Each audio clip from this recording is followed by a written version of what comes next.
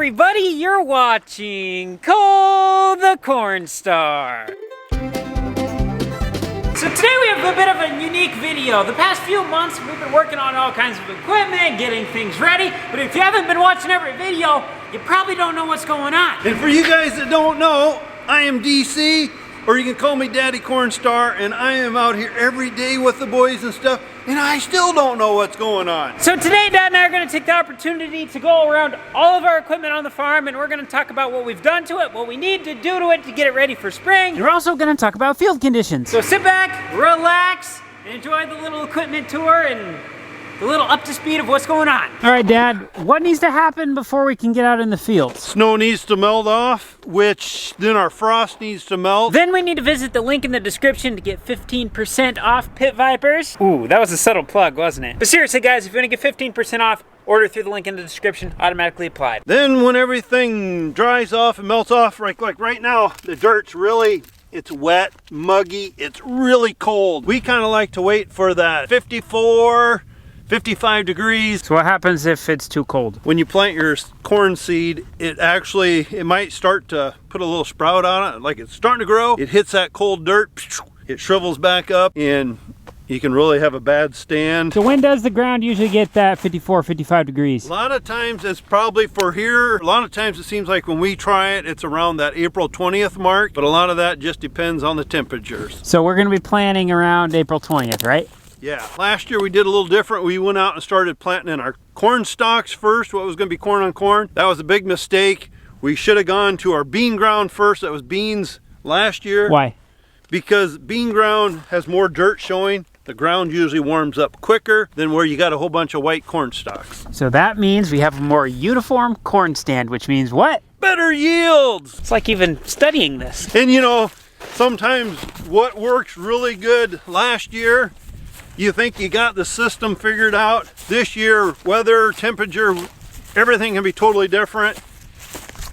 And it's totally different year. Okay, so once we have the fields ready to go, we need to make sure all of our equipment's ready, and planting season is one chaotic mess, and really not too much equipment we need to get together. We have 2 planting tractors, a 16-year-old planter, a 24-year-old planter. We need to get the sprayer ready, the Y drops on the sprayer ready. We need to get the sprayer trailer ready, the sprayer semi-trailer ready. Am I missing anything? We need to get the bean buggy ready. We need to get the corn buggy ready. And the cultivator. Oh, that's what I forgot. The chemicals and the seed coming. Yeah. Got to take delivery of that, but we have to have room. So we need to get about 50,000 bushels of corn out of this building. So let's start off with the combine. The combine is pretty much ready to go. I think we have one little thing, maybe a little cover that we're missing. Otherwise, oils have been changed. Everything's been checked. This thing's ready to pick some corn and beans. So on the 340 here, this is our planting tractor. Coop, what do we got to do to this thing to get ready to plant? Tractor itself's ready, but we got to put the planter box in that unfolds and raises the planter or whatever. Then we got to put our row cleaner monitor in. Just get the planter hooked up, I think. Oh, and then we got to put our screen in for our ag cams. Sounds right. I was just trying to think. Yeah.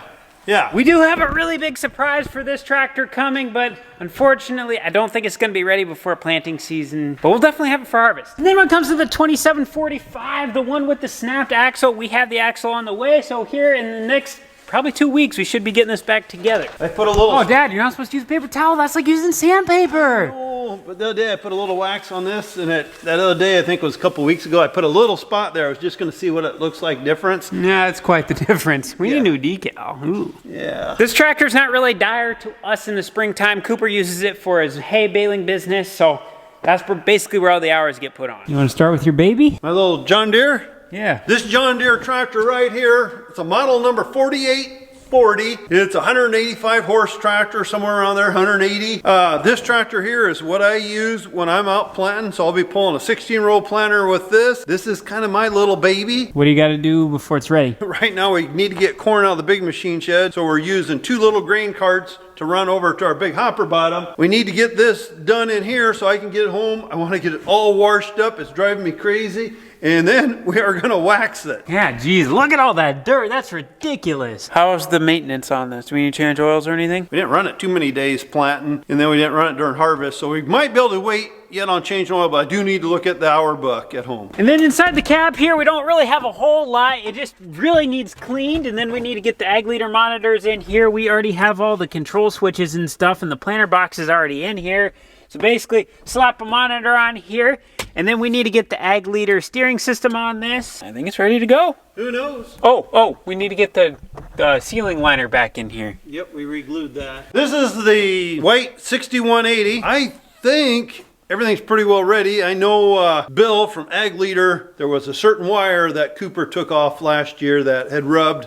Somewhere in there, easy to find. So I think Bill has that. He's gonna get us a new one, so thank you, Bill. I think we pretty well checked this planter over last year when we were done with it. Just kind of gotta go through each row, make sure the row units are working for the sensors, and I think she's ready to go. So with the 16-row planter here, we're gonna be running just soybeans through this, so this is not gonna be planting any corn, and this is gonna be the planter Dad's running. Yeah, and one thing I guess I really need to get it out, adjust to make sure every row is set at 2 inches. Why? So our depth is the same, so we don't have 2 rows at maybe 1.5 inches, 2 rows at maybe 2.5 inches, 1 row at 2 inches. Why does that matter? That way, every seed should come out of the ground about the same time, instead of having some coming out more, some waiting another week.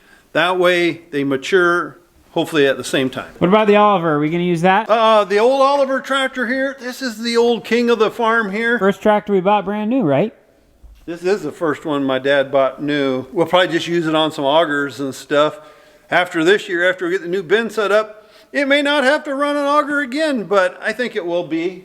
Parade tractor. Yeah. Holy cow, you parked this thing far enough up on the corn? I was trying to make as much room to get stuff in, so yeah, I backed up on the corn pile. Then when it comes to everything else in here, we are not going to be using the 7140 for planting season. Cooper just uses that tractor for his hay stuff right now. Then it's an auger tractor / grain cart tractor. But that's not going to be used in the spring. The sprayer tanks over there, we need to get those out, but we need to get some corn out of here first because we can't get a semi in here. The 4880 Massey 4-wheel drive, Dad, we're going to be using it? I don't think we need it this spring, do we? Why are we going to be using it? Well, for basically no-till, we should be able to just go out and plant and not have to work up any ground.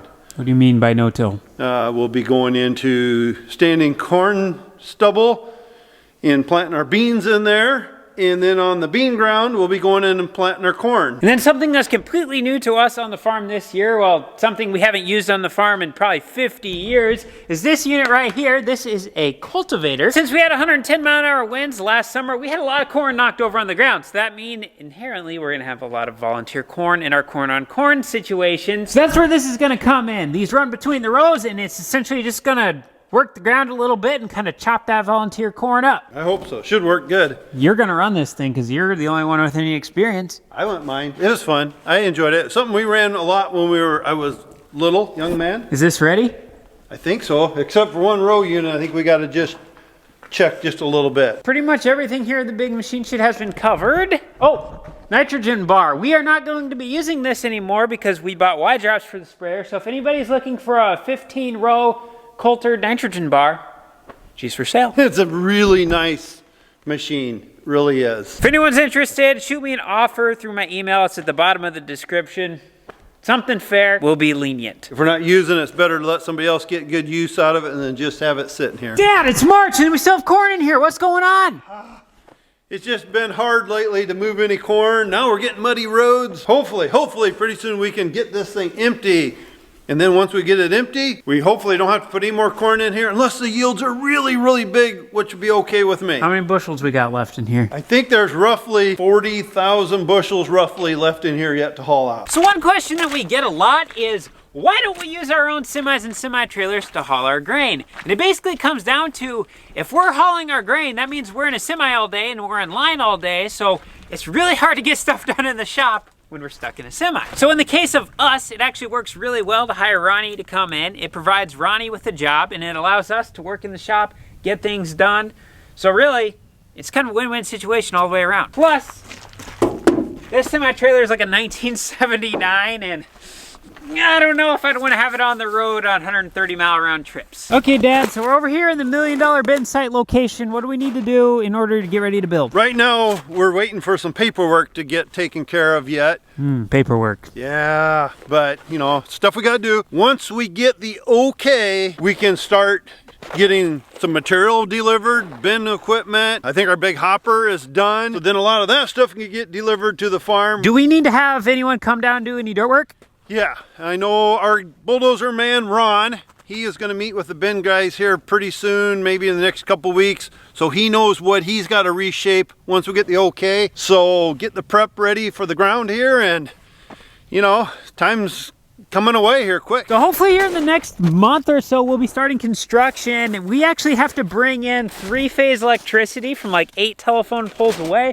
So we're still waiting on the electric company to kind of get back to us on what their plan is with that. We got the electrician lined up, so we're gonna be getting stuff ordered here for that really soon. We got 3-phase on this farm already, but we're 240 volt and we're gonna go up to 480 volts. So they just got to do some changing around on some wires here. I think get some different transformers then that I take it. So it really shouldn't be too much. And them electrical people, they're quick. All you electricians watching right now are probably making fun of us because we have no idea what we're talking about. It's gonna look weird over here with 220,000 bushel bins plus an overhead loadout plus a leg. Not gonna recognize it, are you? It's still hard for me to picture it in my head. Oh, by the way, I never told anybody, we are gonna be putting up AGI bins. So this is gonna be an AGI bin site. We're excited. Super great people to work with. Well, everyone's your friend when you're paying $1 million for something. And that'll be something later too. We'll have to walk around Cole, and they'll help us through this too. But where, like, our pit will be where we're gonna dump, where we want the bins exactly, because you know, once they start setting them up, we won't be able to move them. So. But I'm sure they'll come out and help us flag things too. So another thing we should mention, once all the snow is gone and the frost is gone, then we need to get out here with our burn down, which is our herbicide that takes care of the small weeds that will initially start. And then we'll get our nitrogen down for our corn, so that way it kind of has this little steroid right in the beginning. And the only burn down stuff that we personally do is the stuff we do on the beans. We hire the stuff out for the corn, so we don't have to worry about that. We can just get in the 2 planters and go. So like we mentioned earlier, we have about 40,000-ish bushels of corn left in this building. And then that bin has like 30,000 bushels of corn. So that's kind of all the corn that we have left on hand. So once this stuff is gone. Got another bin on top side of this building yet. It's full of corn too. Oh yeah, I forgot about that one. The 13,000 bushel bin. And I guess the hopper bottom bin's full too, so that's got like 18,000 bushels. Yeah. We got a lot of corn left. So then down the road here, once the $1 million bin site is done, all of the corn is gonna be stored over here. Gonna have about 250,000 bushels of storage for corn. Then that bin is gonna become a bean bin. Over where the 16-row planter is, there's 2 12,000 bushel bins, so those are also gonna be bean bins. And then the 13,000 bushel bin on the other side of this building is also gonna be a bean bin. Then the big machine shed is just going to be retired away to storing equipment. It'll be nice when we don't have to take equipment in and out. We can get that clean, nice, and park stuff in there and keep it in out of the weather. Dad, aren't you glad that we put this 35-degree angle on there instead of having to dig a hole? Don't bother me any. Okay, Dad, what about these 3 bins that are toast? Well, that one is completely toast. This one's shot. That bin, it only holds like 5,000 bushels. It is actually getting in sad shape. So once we get all the wiring moved and stuff, these could come down and get this area cleaned up. So this is our 2005 Hagie STS-10. This is our sprayer. This thing's basically ready to go. We did order some wide floater tires for those, so those are supposed to actually be here, I think in 2 weeks. So we'll be able to get those on. We'll use those on the burn down that I was just talking about. So that way we don't leave a bunch of pizza cutter tracks to our field, which really bumpy with other equipment. Over the winter time, we had Jordan out. He did the inspection on this sprayer, so this sprayer is field ready to go, and we even have the hood waxed. Good job, Dad. I think the only thing we got to do on the sprayer yet are nozzles on the very end for spraying out to the edge. I think Jordan was gonna get us some new ones. Yeah, these little guys on the end of the boom, we seem to have more troubles with those than anything. But I guess it helps when Daddy Cornstar doesn't hit telephone poles. And then the cab here, it's clean, but we just got to get our ag leader in command 1200 monitor slapped up here and just get all the wires plugged in. The sprayer should be ready. You know, I was feeling pretty good till today walking around with Cole. I felt like, hey, Won't be too long, we'll be ready for spring work. You start going through the list of all the little things and big things you got to drag out. There's a lot of things to do. I think a lot of years though, for our operation, we work better under pressure, meaning when the weather breaks nice and you know you got to get this stuff done, you're actually making double time, I guess. I like getting stuff done right when we get done with it. They always make it sound so easy. It don't always work the way you want it to. Oh, we got some stuff to do on the planter. Yeah, can't forget about the 24-row planter. So this is a 2008 white 8824. It's 24 rows. We have this thing decked out completely with ag leader components. This thing is basically as stacked of a planter as you can get. Last year was our first year running this thing. Shouldn't really have a whole lot to do with it left this year. We do need to pull these wheels off and then pull the disc blades off on the inside. And we have a little protector piece we call frog. We need to replace those on all 24 rows. Other than that, she should be ready. Oh, let me take that back. We have one wire somewhere in here on this row that's giving us fits. So we need to replace that. How do you remember it's that row, Cole? I guess I kind of forgot about that. Row 4. Remember Cooper talking about it. Oh. And I almost forgot, we need to re-change a couple hydraulic configurations because we had the planter pulling too much hydraulics for our tractor, so the planter wasn't running 100% how it was supposed to last year. So we just got to change out a couple hydraulic hoses. Good thing I'm here because Cole is probably forgetting the most important thing about this planter, and it's something if we don't take care of, I think Cooper is going to pull his hair out. This planter last year, when you go to raise it and it's in plant mode, it wants to settle on one side or the other side. We've been trying to figure that out. We definitely got to get it figured out this spring before we run it. Dad, what would you think about speed tubes on here? You know, maybe that's something we should look into after this year. Might be kind of cool. Hey, Ag Leader, you want to get your prototypes done for the white planters? And I'm just trying to think too, when Ag Leader comes down, I wonder if I need a new sweatshirt too. Man, you're really milking those, aren't you? I've had this sweatshirt here for a long time, and you see in the videos, it gets washed almost every night. So not only good equipment, they give good sweatshirts. Hey, Bill told me you had the first sweatshirt that they've ever given somebody. Wow, really? Yeah, every employee there has to buy their own, and they gave you one. How special are you? Thank you guys, thank you. I guess I'm special. More like I'm spoiled. Oh, you're special, all right. You know, you guys can tell that we do a lot of Ag Leader stuff on our equipment. It's been one company that we've been dealing with the last few years. We kind of like to keep our stuff with one company. So like here with Ag Leader, we're putting Ag Leader stuff on everything. So when we have, if there's a question or anything, or please help us how to understand it, we're calling one person.